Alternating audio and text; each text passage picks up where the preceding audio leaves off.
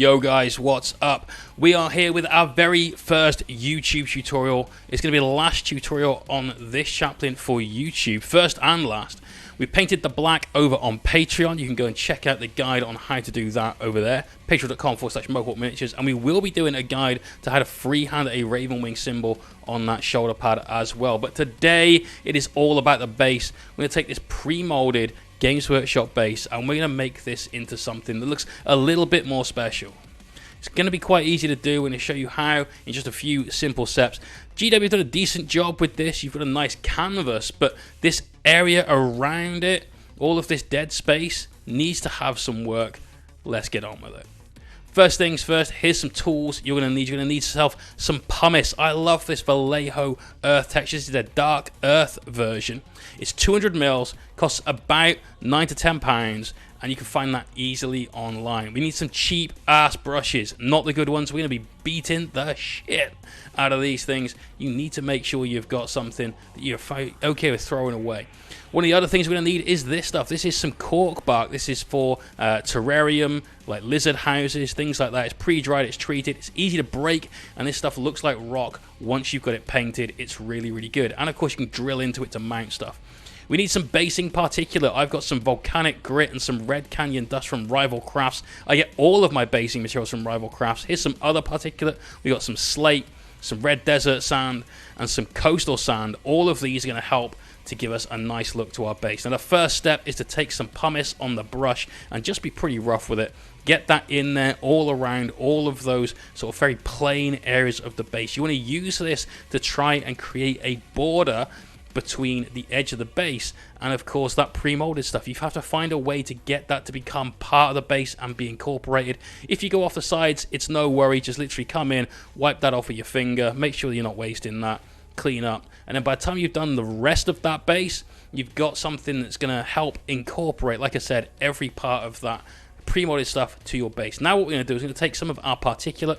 This is that red desert sand or red canyon sand. We're going to sprinkle that on to the pumice while the pumice is still wet. Now the pumice is going to act as a glue and it's going to pull all of that sand down into this. Now we're going to grab a couple of different bits of particulate, quick shake, make sure there's nothing that's going to fall off there. The next one we're going to use is the coastal sand.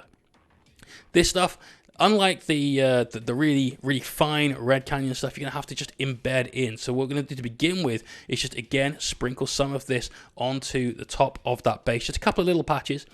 All this is going to do is help to build interest. Anywhere you go out for a walk or something, look at the ground. Nothing's going to be exactly the same and perfectly uniform. Let's break up that texture there. So go back to our shitty brush, just embed some of that into that pumice, get that nicely set in there, and then we can build it up with some other bits of particulate. I'm going to use some volcanic grit, and we'll come back when all of that is done and down on our base. There you go. We see we've got many kinds of particulate there. We've even got a bit of that like cork bark.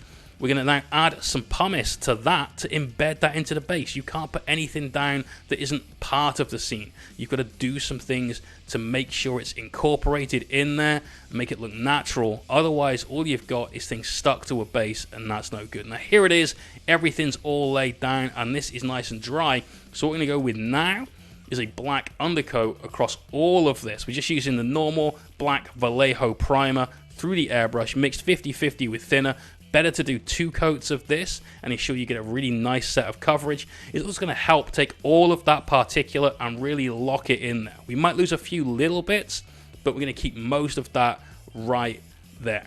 Then we're going to start painting the rest of this base. Let's grab ourselves some Eshin Grey and some Flow Improver and start working on that great big slab of road. I'm going to get all of this around the edges picked up with the Eshin Grey. That's going to give us a nice sort of shadow effect in the middle. There's a massive Space Marine Outrider style-y motorbike on top of this. It's going to be casting a shadow. Let's start building that with the airbrush. So as you've put down one layer of that Eshin Grey, you can come back in a couple of times around, just build up that blend, build up that highlight by using multiple passes of the same paint.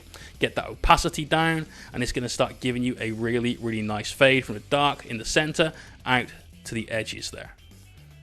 Make sure you get the sides as well. It is a 3D shape, guys. Got to hit all of those sides. Otherwise, it's just going to look weird. We don't want about making this look weird.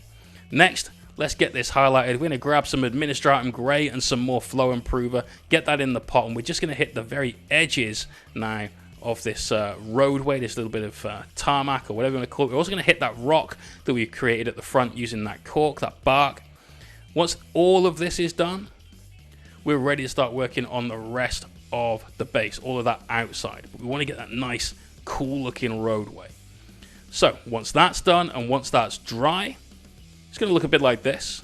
It's already looking quite cool, but there's definitely more we can do. Let's grab ourselves some burnt umber, again mixed 50-50 in the airbrush with some Flow Improver. I like to use Flow Improver even for air paint, so we're going to hit all of these areas around the edge. Now, it doesn't matter if we get some of this onto that roadway, onto that rock.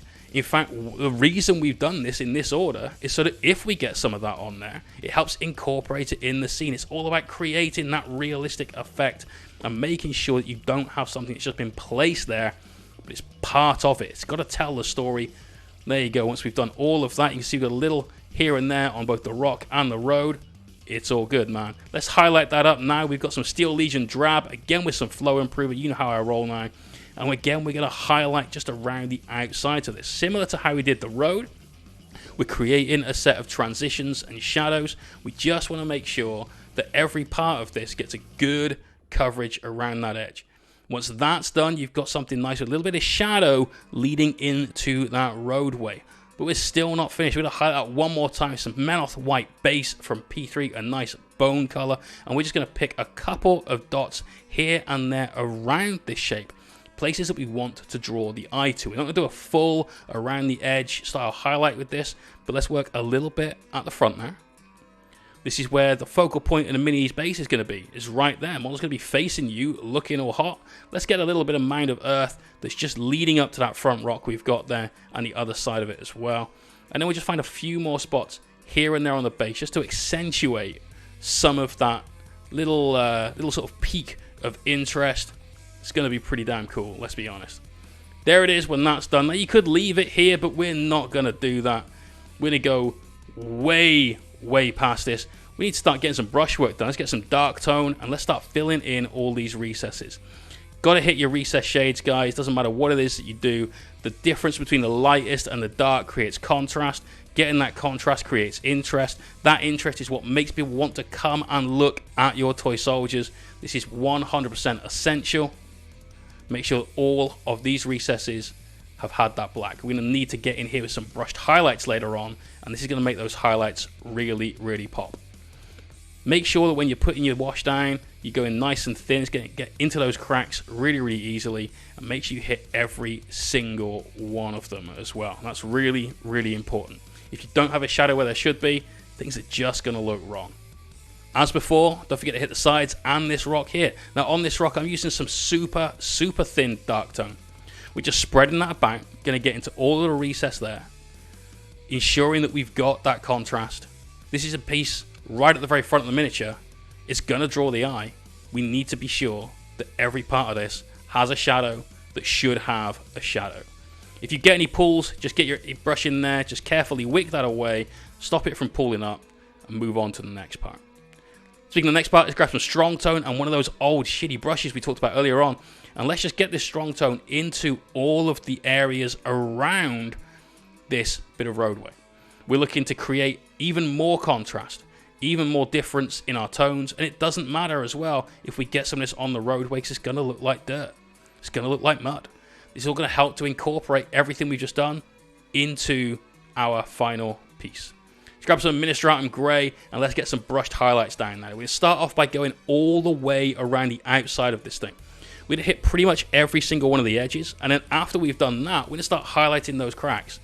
I want you to start thinking of this part of the base, this little roadway, as having a high point at the front of the base and a low point at the back of the base. There's a slight slope to it, because we're going to need to use that to influence the position of our highlights.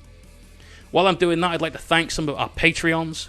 We've got some brand new Patreon campaign, and I'd like to put a personal thank you out to Nick McDade, Stephen Carpenter, Sons of Rolo, Alexander Brown, John Swallow, James Heck, Craig Hill Sterling, Peter Mayher, Andrew Crossley, Thomas Brewer, Paint Engine Studio, Main Unit, Matt Grosner, Kaibong Deity, and Chico Van Lith. You guys are really helping me out right now. We've got painting lessons for you guys. We've got extra content over on Patreon, exclusive to Patreon, both written content and tutorial videos similar to this one. So if you would like to check it out, please do, guys. Appreciate it. As you can see, while we're getting these highlights down, we're making sure that we're highlighting what would be the top edge. We spoke about the front part of the base being the upper surface, the back part of the base being the lowest point. So by the time you've got all those highlights in there, you've got this really, really cool 3D structure. Don't forget, it's 3D. Hit those sides. Get all those edge highlights in there around the external part of this roadway. Just draw them up towards the main part of the road, and you're looking good. Can't forget as well, right at the very, very front of the base, we've got that rock. People with dry brush it, there's no need to dry brush it. Just come in, hit some of those edge highlights, keep it real loose. Just hit the ones that you feel are appropriate. Don't go crazy. Keep that contrast there. Keep it moving. Banging. Done. Next steps, we're going to make this look even better than it does currently, though. You can put the mini on it right now if you wanted. You know, no harm, no shame in that. It's better than any dry brush base. But we're not going to stop there. We're taking your base and make it looking like a boss base. So we're going to start off now by taking some weathering powders. These are predominantly from Rival Crafts. We've got some Winter Soil, Track Rust, Syrian Ground, and Concrete Grey. We're also going to grab some of Rival Crafts' amazing tufts. We've got some Autumn Fall and some nice bright green spring ones. I'm going to take one of those really bad brushes now and some Track Rust. Now, a pigment is basically just paint without any medium in it. Don't be afraid of it, but do treat it carefully. I always wear a mask when I'm using this stuff. It sets off a dust allergy that I've got. It gives me like a runny nose and a sinus headache, so wear appropriate protection. Also, always work out the cap. If you knock the cap over, not the end of the world. You knock that bottle over, that is everywhere. Now we're going to start off by stippling that into all of these recesses. We're not going to go everywhere with the same thing. We're looking to create some differences, to create some differentiation in our surface. And I'm always asked, you know, what do you fix your pigments on with? Nothing. And here's why. If you look at this area here, take your pinky, rub it against that vigorously, it ain't coming off. It's embedded in there. As long as people aren't poking right into your shit, you're going to be fine. Taking some of that Winter Soil now, I'm going to start to embellish that roadway with this, as well as put some on the base. We create those different tones. The ground does not all look the same. It is not uniform. You must make sure that you don't treat it that way.